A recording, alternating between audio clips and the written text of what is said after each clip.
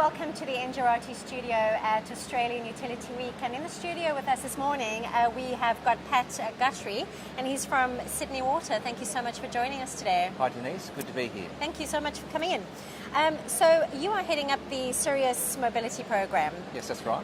Give us an update on this program. Tell us a little bit about it, about what it is exactly, and we'll pull out some updates from there as we go along. Sure, okay.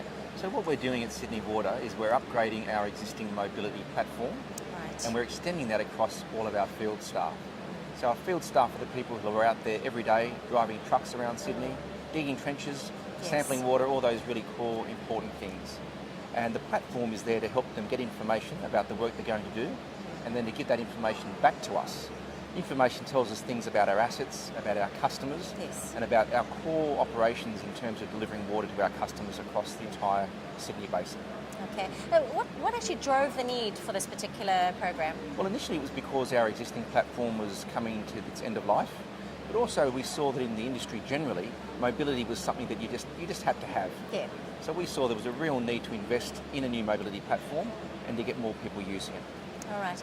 And so how long was this program supposed to last for? Are you sort of in the middle of it now? Yep. Where are you now? Well, I guess we're right through the implementation phase, as in building the product. Right. We're moving to testing very shortly, Okay. and then we'll be rolling out next year, and we hope to be finished by the end of next year. All right. Let's talk a little bit about sort of the testing and the implementation phase. Sure. What challenges did you come up against, during the first phase? I think the big challenge is just the sheer scope and size of it. Yes. So we've got a user group of over 1,000 people. Some of those people are very proficient in using IT. Some of them have been with the organisation for 50 years and have done much the same work, but done it very well, I should say. Right. And so adopting a new platform is quite challenging for them. So just the sheer diversity of types of people that we've got means we can't use a one-size-fits-all. We have to tailor it, and we have to listen very carefully to our users about what they need. All right. Okay. So let's perhaps talk about the benefits. Sure. Perhaps, obviously, the field workers. There's Yep. going to be a direct benefit there, and obviously Yep. from a business point of view. Any other benefits, perhaps for the customer? Sure. Look, Sydney Water's going through a transformation at the moment, and like a lot of utilities around the world, we've been very much focused on assets, the things that sit in the ground and make sure they work properly. Yes. And more governments around the world are saying that's great, but at the end of the day, we're there for the taxpayer, for the citizens, and for your customers. So we need to make sure that we focus on benefits to the customer. The primary thing that this platform will do is it will help our field staff engage with our customers better. So we're good at doing individual jobs.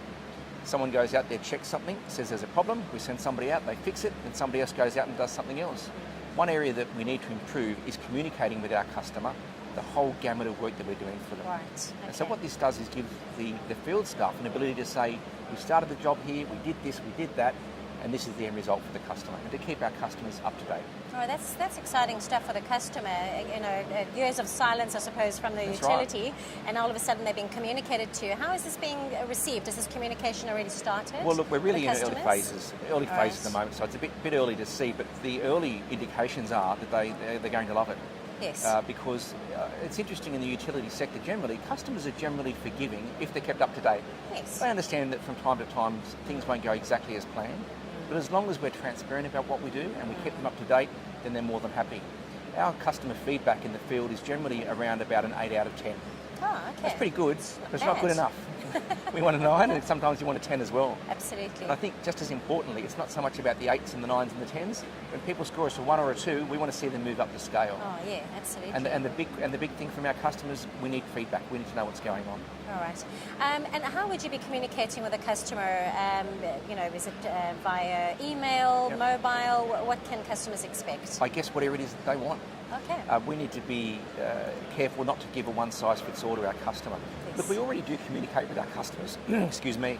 What we don't do is consistently and do it in a way that's predictable. All right. The best form of communication with our customer is face-to-face. We've got 1,000 people out there every day doing work, and our customers love it when they get a knock on the door to say, look, we need to turn the water off for an hour, or we've just turned it back on, or this is what we need to do to fix the problem. Yeah, exactly.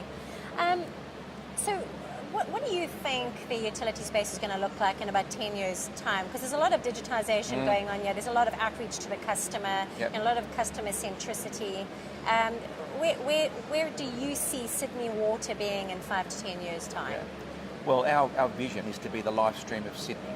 So when you think of good water in Sydney, there's only one company to go to. Oh, there we go. But I think the reason that comes about is because we really connect with the customer. And digitalisation does that in a way that a non-digital world never can. Ultimately, it's about two people having a connection, but to get that connection, you need to really understand your customer. You need to understand what their needs are, what their wants are. We're talking about big data. We're talking about getting access to information that you might not otherwise if you weren't digital. So I think the vision for us is that customers know exactly what they need, and they can come to Sydney Water and we can give them exactly what they need in the time that they need it. Okay. Now, your particular program and, also the program just around customer engagement, and have you pulled learnings from other utilities, perhaps even from other parts of the world, or is this specifically something that you at Sydney Water have designed? Look, we have done a lot of research. We spent about 2 or 3 years looking internationally what other utilities do, and we do it every day. Yes. That's why I'm at this conference right now, to understand, well, what are our competitors doing and what are our like-minded companies doing as well. The principal learning I hear again and again and again is that whether it's an IT change program or a culture change program, don't forget the most important stakeholder is the human being. It's the customer, it's the staff member, it's your suppliers. So you've got to get that right. Sometimes we focus a bit too much on the quality of the widget that we're building and not enough on what does that person want from that widget. Yeah. All right.